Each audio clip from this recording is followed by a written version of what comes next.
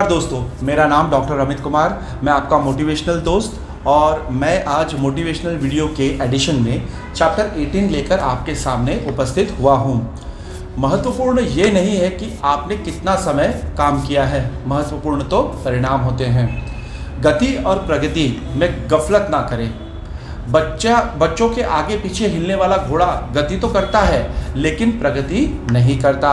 Alfred ए मॉन्टपार्ट। देखिए, ये बेहद महत्वपूर्ण सिद्धांत है क्योंकि अक्सर यही गलतफहमी का अंदेशा रहता है।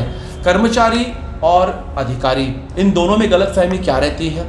कर्मचारी को यह रहता है कि भैया देखिए, मैंने 8 घंटे काम किया और मुझे सैलरी सिर्फ 5,000 मिल रही है।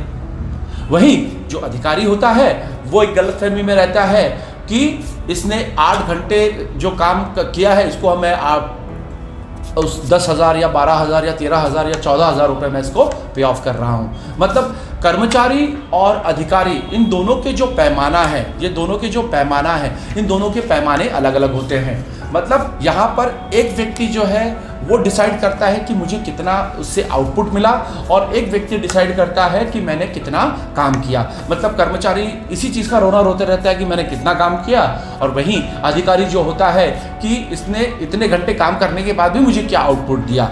मानसिकता इसी का अंतर है।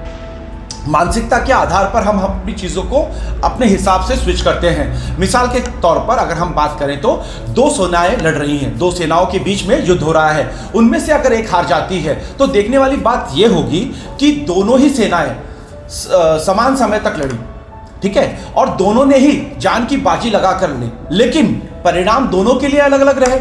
एक जीत गई और एक हार गई, ठीक है। एक और उदाहरण देखिए।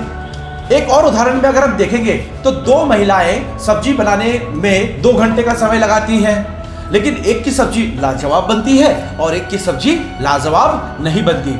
बताने का मतलब यह है कि सारा जो खेल है, सारा जो चीज है, वो किस चीज से संबंधित है? वो सारा खेल टाइमिंग का है। तो यह बात अच्छी तरह से समझ लें कि समय की मात्रा महत्वपूर्ण नहीं होती, महत्वपूर्ण तो परिणाम होता है।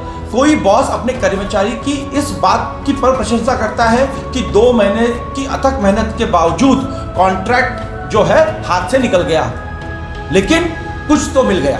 लेकिन कोई बॉस इतना मिलने के बाद में भी उसको गालियां देता है। बताने का मतलब यह है कि समय से किसी को कोई मतलब नहीं है, मतलब सिर्फ और सिर्फ परिणाम से है।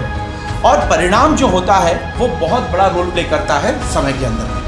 परिणाम के बारे में अगर हम बात करें तो सफल लोगों से आप पूछिए, वो परिणामों पे ज़्यादा फोकस करते हैं rather than वे लोग अपने काम पर। वे परिणाम देना चाहते हैं, वे ज़्यादा समय नहीं देना चाहते, वे कम समय में ज़्यादा परिणाम देने की कोशिश करते हैं। कम समय में अगर हम ज़्यादा परिणामों की बात करेंगे तो हमारा जो उपयुक्तता है वो ज़्यादा अच्छी रहेगी। एक पूर्ण सार्थक कार्य 50 अधूरे कामों से बेहतर है। बताने का मतलब यह है कि आपने 100 काम ले लिया लेकिन एक भी काम ढंग से नहीं कर पाए। तो यहां पर सबसे इंपॉर्टेंट चीज यह है कि जो पहले लिए हो उसको खत्म करो और उसके बाद आप दूसरे कामों की तरफ अपने हाथ बढ़ाओ। इस संदर्भ में एक अपवाद है, लगा हुआ समय तब महत्वपूर्ण होता है जब परिणाम बेहतरीन हो। उदाहरण देखो, बॉस आपको कोई जटिल काम करने को देता है और उसके लिए 7 दिन की डेडलाइन आपको वो देता है, लेकिन आप उसे 2 दिन में पूरी तरह से करके सौंप देते हो, तब आप बॉस की नजरों में ज्यादा ऊपर उठ जाएंगे, है कि नहीं है? और आपसे जो काम की जो उम्मीद है बॉस की, वो ऑटोमेटिकली बढ़ जाएगी क्योंकि उसको पता है कि आपने कम समय में अच्छा परिणाम दिया। बहुत बच्चे होते हैं कि जो 3 दिन 4 दिन की पढ़ाई में ही अच्छे मार्क्स ला लेते हैं। बहुत सारे लोग होते हैं कि जो कुछ समय के इसमें ही अपनी चीज़ों को एक्सपांड करते हैं। क्यों? उसके पीछे का कारण यह है कि वो बच्चे या वो लोग या वो कर्मचारी या वो अधिकारी वो उस चीज़ से यूज्ड टू होते हैं। लोग ये बात भूल जाते हैं कि आपने कोई काम कितनी तेजी से किया, लेकिन वे हमेशा याद रखते हैं कि आपने उस काम को कितनी अच्छी तरीके से किया। Harvard W Newton. बताने का मतलब और इन चीज़ों को समझाने का मतलब सिर्फ इतना ही है कि काम के समय पर ना जाएं कि वह परिणाम के ऊपर में जाएं, और परिणाम क्या होगा उस चीज़ की तरफ ध्यान दें। हम जब भी कोई चीज़ को परफॉर्म करते हैं उसे अच्छे परिणाम और अच्छी गति तक ले जाने की हमने कोशिश करनी चाहिए, जिसके आधार पर हम उसमें अच्छा रिजल्ट या अच्छा आउटपुट दे पाए। आज के लिए बस इतना ही। इसी मोटिवेशनल वीडियो के साथ मैं आपको फिर अगले वीडियो में मिलूंगा। तब तक के मुझे आज्ञा दीजिए। नमस्कार, आपका अपना अमित कुमार।